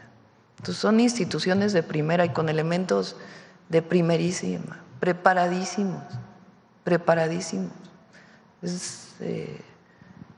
Las grandes instituciones del Estado mexicano. Ahora, si hay un elemento que se corrompe, pues hay que actuar. ¿Para qué? Para defender a la institución. Con su permiso, si me permite, dos cosas para cerrar de mi parte, Presidenta. En el tema del paquete económico presentado, yo sostengo que como nunca antes el ciudadano de a pie podría tener la oportunidad de opinar acerca de estos impuestos saludables y quedarán exhibidos aquellos que defienden los intereses de las refresqueras, de las tabacaleras, de incluso las empresas que promueven las apuestas y que nos han llevado a un problema de ludopatía muy grave en nuestro país también, y lo de los juegos violentos para los... ¿De qué opina la gente de las bebidas azucaradas? Bueno, digo los refrescos. Entonces, 88% era, considera que le hace daño. Entonces, ¿cada cuánto lo tomas? Diario, una vez a la semana. Una vez a la semana es cuando el mayor porcentaje. ¿Consideras que es saludable o que te hace daño? Que te hace daño, sí, pero 80 y tantos %. ¿Y por qué lo tomas? Porque me gusta, la mayoría. Bueno, tomar azúcar y tomar azúcar y tomar… Ah, mira, ahí está. Miren, ¿qué tan dañino cree usted que es el consumo de refrescos para su salud? 88% muy dañino. Pero le preguntan, ¿y por qué? Ya me diste la primicia, a ver, ya sácala completa. ¿La que sigue la tiene? ¿En dónde acostumbra a tomar el refresco? En casa. ¿La que sigue? ¿Cada cuánto consume usted refresco? Todos los días, 29%. Recuerden que además los que tienen endulcorantes, creo que se llaman, ¿no? Los de dieta, los de cero, también provocan problemas en la salud. No es que una vez a la semana, 45%. Y luego, ¿por qué es lo que me gusta tomar? 50%. Bueno, estar tomando bebidas de estas, pues también tiene cierta adicción al azúcar. Pero lo que más me llama la atención es que la gente, hasta ahí déjalo ya, después presentamos la otra parte, sabe que le hace daño. Entonces, pues es muy importante que se haga el esfuerzo. Además, todo lo que se vaya a recaudar va precisamente para atender las enfermedades que tienen que ver con el abuso. Viene el jueves, yo creo, Secretaría de Salud, porque con varios de los miembros de la Secretaría de Salud, porque muchas de las empresas que venden bebidas azucaradas dicen que no hay pruebas de que tenga efectos en la salud, y se van a presentar pues todos los estudios. Entonces es muy poco realmente, pero sí es una señal, una visión de decir, a ver, pues entre todos hay que cuidarnos, ¿no? Porque ayer me presentaban en la reunión de salud la cantidad de personas que tienen daños renales, que está muy asociado al uso excesivo del azúcar. Entonces, y todo lo que se tiene que hacer para poder tener salas de hemodinamia, en fin, todo lo que significa el daño renal. Lo importante que debe ser ampliar el trasplante de riñón, en fin, estamos trabajando en todo eso. Entonces, bueno, fue principalmente una decisión de Secretaría de Salud. Y si me permite, para el fiscal general de la República, presidenta, la actualización del caso Israel Vallarta y este recurso que se presentó por su libertad, ¿en qué va, fiscal? Algunos de los que hemos seguido este caso puntualmente hemos considerado, con mucho respeto, fiscal, que hay una falta de voluntad para aceptar que se ha equivocado la autoridad con este recurso. Y yo le preguntaría, si no procede, si no llega a algo este amparo, ¿habrá una disculpa por parte de la Fiscalía a Israel Vallarta? He platicado con él y a pesar de que se han presentado una tras otra versiones, cartas incluso, pues no hay nada que pueda llevar a la revocación o al reverso de esta decisión de la jueza de libertad. ¿Qué nos puede decir al respecto, fiscal? Mire, yo quisiera repetirle lo que ya he expresado con toda claridad. Nosotros tenemos la visión de que la persecución del delito y la defensa de las víctimas es fundamental en cualquier caso de carácter federal. En este asunto, y lo dije con mucha claridad y lo repito, nosotros tenemos la obligación de la defensa de las víctimas. En eso no es materia de un amparo, es materia de un recurso a la primera instancia. En ese recurso, la Fiscalía va a dar a conocer públicamente cuáles son los criterios en defensa de las víctimas. Si esos criterios se van a analizar por un nuevo sistema judicial al que le tenemos confianza, los resultados van a ser públicos y sobre ellos podemos hablar con mucho gusto. No me quiero adelantar porque sería tanto como hacer una defensa antes de que haya la posibilidad de que haya alguien que lo juzgue. Pero nosotros sí tenemos la convicción de que tenemos que hacer la defensa de las víctimas y lo hacemos siempre. Por eso una de las funciones fundamentales del Ministerio Público es ir a recurso en todos los casos, en todos sin excepción, donde las víctimas quedan en estado de indefensión. Hablando de víctimas, se ha confirmado que Israel Vallarta fue torturado. Su torturador, Cárdenas Palomino, recibió solamente 5 años o algo así de sentencia por el delito de tortura o el crimen de tortura. ¿Podría expresarme su opinión todavía con el Poder Judicial anterior, antes de que llegaran esta renovación al Poder Judicial? Parecería que una locura que alguien se pase casi 20 años de prisión esperando ser sentenciado inocente o culpable y que el torturador sea solamente sentenciado a 5 años, fiscal. Usted está hablando de un tema que es fundamental y yo creo que no hay suficiente claridad en ese caso. El Ministerio Público, tanto federal como local, tienen funciones de autoridad en el momento en que integran sus carpetas. A partir del momento que las judicializan, no hay más que una sola autoridad, una, que es la autoridad judicial. Y si la autoridad judicial permitió que un asunto estuviera durante 20 años sin sentencia, a quienes deberíamos de llamar, y por eso lo estamos haciendo en este recurso, es a la autoridad judicial para ver por qué dilató lo que tenía que haberse hecho en 2 años durante 20. Y aparentemente no hay un criterio público en el sentido de exigirle a esa autoridad y a esa juez que explique por qué mantuvieron durante 20 años un Estado en los acusados como el que usted está señalando tienen todo el derecho de haber sido sentenciados en un plazo máximo de 2 años. ¿Por qué no se habla de ese aspecto que es fundamental? Y eso es lo que vamos nosotros a demostrar en este recurso que vamos a presentar. Muchas gracias. Muchas gracias, presidenta. Sí, estoy. Buenos días a todos. Sandra Aguilar, de Grupo Informativo. Presidenta, ¿sumaría al fortalecimiento de su gobierno el humanismo que encabeza usted? en esta gira de estos 9 estados este pasado fin de semana. Es evidente que no solamente el humanismo se suma también el reconocimiento, el tema del huachicoleo ciertamente en Tamaulipas, pero también se suma el actuar de las autoridades. En ese sentido, y ante lo ocurrido en la zona sur de Tamaulipas y ante la coordinación, evidentemente con todas las instancias, ¿cuáles son las medidas nos pudieran compartir que van a implementar para que este tipo pues de sucesos o de hechos pues no se siga presentando? ¿A qué hecho te refieres? A lo del huachicoleo en los puertos.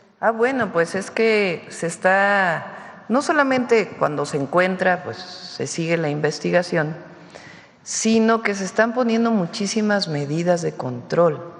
Les he platicado aquí que la nueva ley de Pemex relacionada con el cambio constitucional permite generar trazabilidad en la importación de combustible. Antes era muy complejo por cómo estaban las leyes. Recuerden que el presidente López Obrador quiso cambiar muchas leyes y la Corte se las echó para atrás. En este caso, con el cambio constitucional y en cambio la ley, trabaja ya Secretaría de Energía, ya están por emitir, algunas ya se emitieron y otras están por emitirse. El objetivo es que cada litro de diésel o de gasolina que es importado, se sepa a qué pipa se subió, en dónde se almacenó, de quiénes son las pipas, quién es la empresa, que tenga una identidad la pipa para que si lo para alguna autoridad se pueda saber a qué empresa corresponde, cuándo llegó, cómo llegó a la aduana, a dónde se dirige, cuál es el almacenamiento donde se va a guardar y de ese almacenamiento a qué estación de servicio o a qué empresa se va a vender. Eso se llama trazabilidad. Eso no se podía hacer con las antiguas leyes, hoy sí. Y además, todo este problema de la apertura de la importación pues vino con la reforma del 2013. Entonces, ahora pues hay muchas más medidas de control que estamos implementando y la vigilancia en aduanas que se está haciendo mucho mayor. Nos ha compartido cada 15 días, cada mes, cómo avanza esta estrategia de seguridad y llama, por supuesto, mucho la atención el tema de los centros penitenciarios. De todas estas detenciones, ¿se tiene la capacidad para poder, pues no digo almacenar, pero para poder tener y en qué condiciones? Pues recordemos que el pasado mes de julio, pues bueno, en estas cárceles de aquí de México, pues se enfrentan, pues se habla de una sobrepoblación de al menos más de 26,000 internos en lo que es territorio mexicano. Hay que recordar, ejemplo, el suceso ocurrido en el Cerezo de Tuxpan, en donde fallecieran pues nueve reos a su interior, y bueno, se anunció también en ese momento el traslado a centros penitenciarios federales. En ese sentido, Presidenta, es saber si ya existe algún plan, existe sobrepoblación, que nos confirmen, ¿verdad? Sí o no, y saber si se implementará más apertura o hay atención en ese sentido para este tema. En el caso de los penales federales hay espacio. En el caso de lo que usted mencionó de la Ciudad de México, donde hay 26,000, recordemos que hace muchos años llegó a haber hasta 40,000 internos aquí en la Ciudad de México. Entonces sí hay espacio en varias entidades federativas, sí hay algunos estados que tienen más problema de sobrepoblación que otros, como Estado de México, que sí tienen problema de sobrepoblación, que ya están trabajando en ello, y también nosotros muchas veces ayudamos a traslados a centros penitenciarios federales de delincuentes de alto impacto. ¿Y en qué condiciones se encuentran, secretario, los centros penitenciarios? ¿Están en buenas condiciones para pues atender a la población que llega ahí? Del sistema penitenciario federal están en buenas condiciones y obviamente pues está trabajando para mejorar. Gracias, secretario. Finalmente, Presidenta. Recuerda que hay centros penitenciarios estatales y hay federales. Hay algunos centros penitenciarios estatales que requieren mucho más apoyo, incluso los gobernadores en algunos casos están haciendo obras importantes para mejorarlos. Y nosotros apoyamos ahí donde se puede. Finalmente, Presidenta, el día de mañana se cumple ya un año de esta aprobación de la reforma al Poder Judicial. Por primera vez, en efecto, por primera vez, estos 3 poderes son elegidos por el pueblo. Se sabe que, bueno, pues ya nos ha compartido que el próximo lunes 15 de septiembre pues será un evento tranquilo, austero, a como nos ha acostumbrado desde el día 1. Sin embargo, llama mucho la atención el desfile del martes 16 de septiembre. Es importante, ¿no?, que estén todos los poderes juntos en este sí, los vamos a invitar. ¿Asistirá, por ejemplo, la presidenta de la mesa directiva de todos, diputados? Sí, evidentemente se invita a todos, ya deciden ellos si quieren venir o no. Y ante el pero se invita a todos. Y finalmente, ante el protagonismo tal vez de la nueva presidenta de la Cámara de Diputados, ¿habrá algún sesgo o alguna...? Pues es un acto republicano, ¿no? Entonces, en el caso del grito, y además es una ceremonia austera, es principalmente el gabinete, y en el caso del 16 de septiembre sí ya hay más espacio, se invita a más personas, y ahí vamos a invitar a todos los poderes, y si quieren asistir, asistirán, y si no, pues no asistirán. Pues bueno, seguimos en la gira, solamente compartirle y agradecerle por parte de personas el 13 de septiembre también, el día de la conmemoración de los niños héroes, también se invita a todos los poderes. Tamaulipecos, el mensaje usted lo conoce y particularmente el caso que atendió a su salida del evento del Poliforo. Muchas gracias, presidente. Gracias. Vamos, vamos aquí a la compañera y después Nancy, y si nos da tiempo y si no, pues ya mañana. Gracias, presidenta. Buenos días, Shaila Rosagel, corresponsal de Grupo Gili, El Imparcial de Sonora, La Crónica de Mexicali y Frontera de Tijuana. Presidenta, preguntarle sobre el programa de créditos a los ganaderos sonorenses que anunció en su gira, en su visita a Sonora. ¿Qué más información nos puede dar sobre el arranque y el funcionamiento de este programa? Son 3 estados, Sonora, Coahuila y Durango. Ya vamos a invitar a Sader para que explique con todo detalle. Esencialmente que es una solicitud que ellos tenían desde hace mucho tiempo, que en vez de exportar se produzca en México. Y particularmente ahora con el cierre de la frontera, pues ellos solicitan más esta situación. Entonces es un apoyo de 2.181 millones de pesos. Una parte es apoyo, se llama fondo perdido, digamos, inversión directa del Gobierno de México, son alrededor de 600 millones, si mal no me acuerdo. Otra parte es de los estados, otra parte son créditos para engorda, y otra parte ya para la construcción de los centros integrales de producción. ¿Cuándo arrancará ya el programa? Ya, queremos que la entrega de créditos empiece la próxima semana, en eso estamos. Perfecto. Presidenta, y también preguntarle si hay algún tiempo estimado para la reapertura de la frontera, a la exportación de ganado. De origen, la Secretaría de Agricultura de Estados Unidos planteó en noviembre, pero está trabajando Sader con ellos, o con ella, porque es mujer la secretaria, para que pueda ser antes. Entonces, se está trabajando en ello.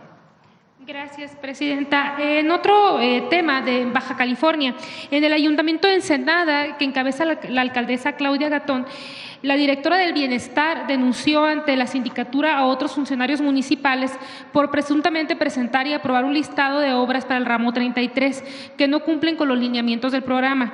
¿Cuál sería el proceder de las autoridades federales considerando que se trata de recursos federales aplicables a obras encaminadas a mejorar las condiciones de los más desfavorecidos? Pues puede presentar ante Anticorrupción y Buen Gobierno y de ahí se puede dar vista a la Auditoría Superior para que hagan su propia auditoría. ¿Ya le habían comentado sobre este caso, presidente? Le preguntamos a Raquel a ver dónde va el caso. Muchas gracias. Gracias. Gracias, presidenta. Buenos días a todas y a todos. Nancy Flores, de la revista Contralínea. Presidenta, en este esfuerzo que están haciendo por pues combatir el huachicol y también el huachicol fiscal, a nosotros nos gustaría preguntarles sobre otras líneas de investigación. Esto porque a inicios de 2024, Contralínea publicó un oficio interno que envió el entonces secretario de la Defensa, Luis Crescencio Sandoval, al entonces titular del Centro Nacional de Inteligencia, Audomaro Martínez. En este oficio se le daba cuenta de una investigación que estaba llevando la Sedena en torno al Sistema Nacional de Aduanas. Ahí pues se daba cuenta de presuntos hechos ilícitos, entre ellos pues presuntos sobornos a operadores externos, también contrabando de combustibles y de pepino de mar, así como la presunta manipulación del sistema de parametrización, que es este reconocimiento aduanero por alertamiento para supuestamente también estar realizando actos de corrupción con agentes aduanales. Preguntarle si su gobierno tenía conocimiento de esta investigación interna que se llevó el sexenio pasado y también si se le está dando seguimiento. Omar, ¿quieres comentar algo sobre esta investigación?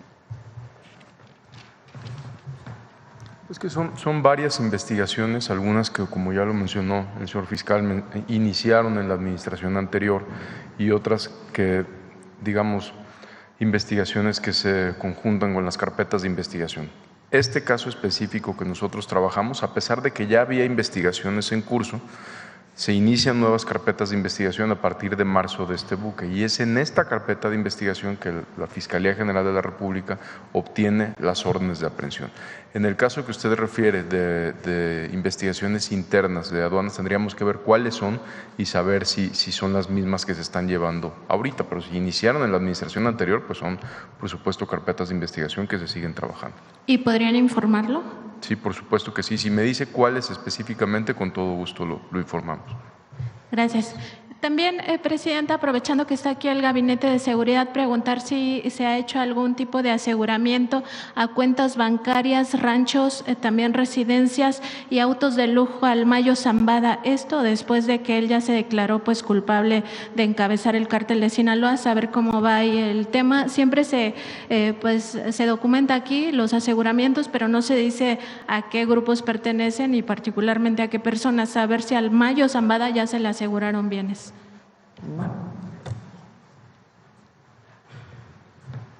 Se han asegurado, recientemente desde que se declaró culpable a la fecha, no. Ha habido ya aseguramientos a sus cuentas y bienes que con gusto pedimos que la Unidad de Inteligencia Financiera informe. Gracias.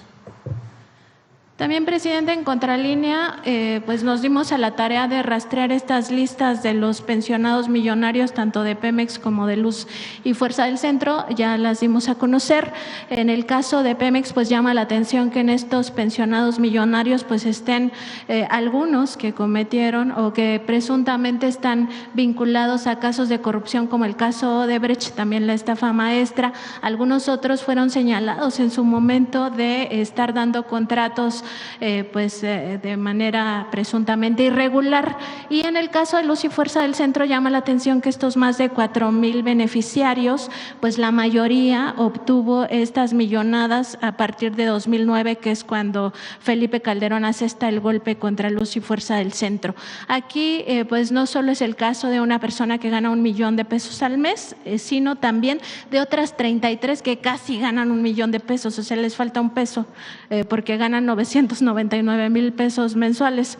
En ese sentido, preguntarle, Presidenta, sobre esta actitud que tuvo Felipe Calderón en su gobierno, pues no solo de asestar este golpe empleando la fuerza pública, es decir, metiendo a las Fuerzas Armadas, en aquel caso la Policía Federal, para extinguir la empresa, la compañía de Luz y Fuerza del Centro. Lo hizo además en un fin de semana donde hubo un partido de la selección mexicana de fútbol y también al mismo tiempo premió pues a los trabajadores de confianza con estas pensiones millonarias, mientras a otros 44,000 los dejó pues prácticamente en la calle. El objetivo de era la privatización, nada más que ya no pudieron avanzar más hasta Peña, que ya entra el proceso de desintegración de Comisión Federal de Electricidad con los cambios a la ley, pero de una manera injusta, autoritaria, hace la liquidación de Luz y Fuerza del Centro y en efecto llama la atención cómo hay funcionarios de confianza que le seguimos pagando 1 millón de pesos al mes de pensión, al mes, mientras hay trabajadores que no recibieron nada. A muchos de ellos ahora reciben por un decreto que hizo el presidente López Obrador y que a través del INDEP se les da, y se está buscando incorporar a otros trabajadores. Les puedo adelantar, va a haber una iniciativa de reforma constitucional, porque se están analizando todos los derechos laborales, digamos, para no afectar ningún derecho, para ello solamente con una reforma constitucional, pues que ponga un límite a este abuso. O sea, ¿cómo es que una persona que trabajó por un tiempo, ni siquiera algunos pocos años en Pemex, y reciben 400,000 pesos mensuales? ¿O cómo es que los de Luz y Fuerza trabajaron y reciben 1 millón? Pues esos recursos tienen que ir a la gente. Nadie dice que se reduzca a pensiones justas. Entonces va a haber una reforma constitucional, se los adelanto, y se va a presentar en este periodo. Gracias, presidenta. Por último, preguntarle, hay un caso de una joven que regresó a México después de estudiar y trabajar en el extranjero.